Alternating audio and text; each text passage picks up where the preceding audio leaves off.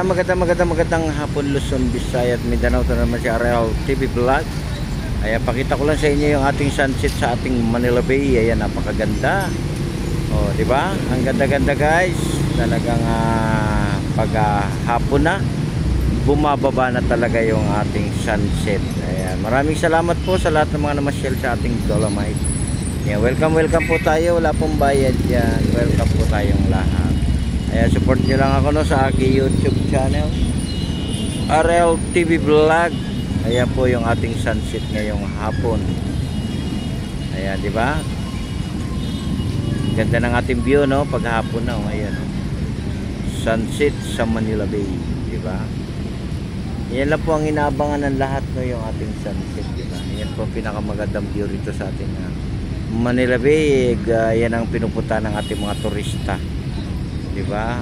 Lalo na malapit na sa bundok, oh. Bababa na siya. Ayan, magandang hapon po. Ingat pa rin tayo sa pag-uwi at sa ating pamamasyal sa maghapon, ano? Ingat po tayong lahat. Ayan, lagi po tayo magpe-pray sa araw-araw ng ating ginagawa. Lagi tayo magpapasalamat kung ano man yung ating natatanggap, no? Sa ating sarili. Ayan, nawawala na yung ating sun, no? Ayan, palubog na siya, oh. Nabutan pa natin, ano? Kaya palubog na po. Ayan, palubog na po yung ating araw. Ang ganda ng ating view, guys, oh. Talagang makulay, no? Makulay na makulay. Diba? Makulay yung ating sunset. Talagang ang ganda ng ating kulay, ano? Ayan, marami na nakapag-picture dyan. Marami na nakakuha ng ating sunset, no? Ayan, magandang hapon uli. Ingat po ulit tayo sa ating pamamasya. Ayan, at kahit na wala na tayong init sa hapon, na talagang malinsangan pa rin, inom pa rin tayo ng ating tubig at huwag tayo makakalimot mag-pray, no? Yan lagi po ang ating paalaala sa ating mga kababayan, at mag-iingat tayo sa ating pamamasyal at paghahanap buhay, no?